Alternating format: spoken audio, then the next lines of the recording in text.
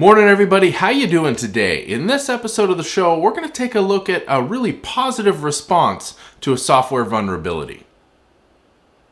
Now this week, MuleSoft, which is actually now owned by Salesforce, had a pretty bad software vulnerability, and that happens. Now, just to put this in context, MuleSoft is a middleware company. Essentially, they sell a service which helps you glue different systems together, whether those are legacy on-premise or SaaS-based systems. They help do data transformation, connect events, things like that, which you can see why it would fit really well in the Salesforce platform, and that's why Salesforce acquired them a couple years back.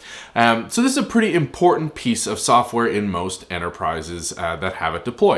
And they can deploy it as an on-premise version. Now, if you are well into the world of SaaS, you may forget how much of a pain in the you-know-what on-premise software can be. If there's a critical software vulnerability, you need to get customers aware of it. They need to then download it and perform their own upgrades, as opposed to in a SaaS-based system where you are running the service and you can simply upgrade things behind the scenes, and customers never need to know the steps to resolve it because you've resolved it for them, and you can just simply make them aware of any potential issues. So, MuleSoft has a bunch of these on-premise customers, and they are in a critical space in a lot of these software stacks. So when they had a software vulnerability, they took what is unfortunately an extraordinary step. And I say unfortunately because I think this should probably be standard practice for serious enough vulnerabilities.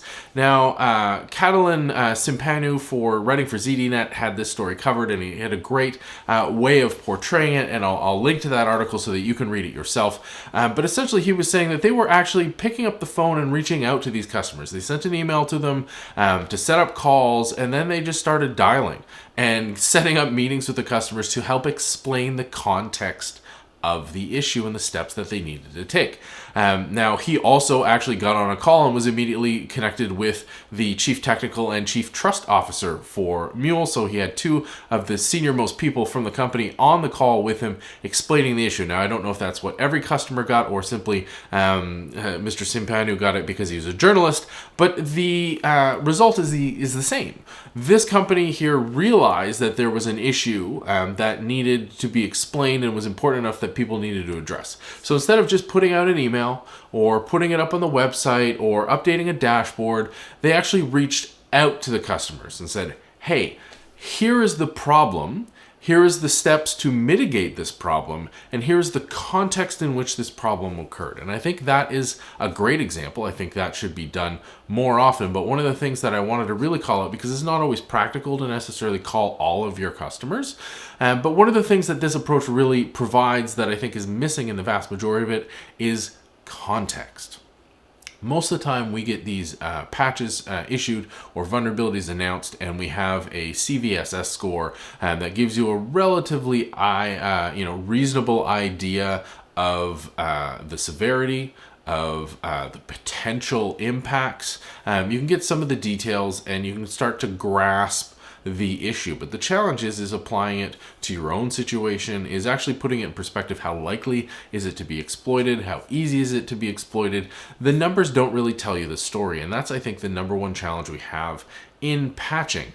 Because most organizations don't have a smooth patch process. I know this is the number one issue in security and has been forever, but the reality is most organizations can't patch smoothly or quickly. I saw a horrifying stat the other day, and I'll put the source in the comments or as an overlay here because I can't remember off the top of my head, but essentially it was after companies start patching, within 90 days, they've only covered just over 40% of the intended systems. Now, hopefully that's prioritized by risk, but the reality is even 3 months after you've started patching, you haven't got full coverage or even half coverage yet.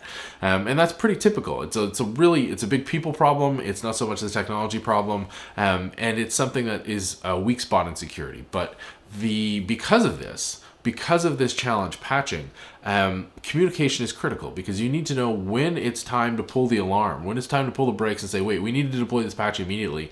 The risk is high enough. And I thought this approach from MuleSoft was commendable. It was really tackled that one weak spot of most disclosures for vulnerabilities, where we just kind of put them out there and say, there you go. I disclosed it. I gave you the patch. I gave you the example. You figure it out.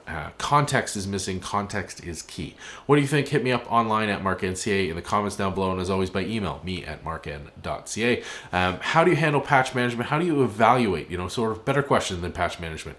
How do you evaluate which patches are actually important enough to pull the trigger to raise the alarm bells to get them pushed out there really, really quickly? That's a great question. Let's talk about that online. Hope you're set up for a fantastic day, and I'll see you on the next episode of the show.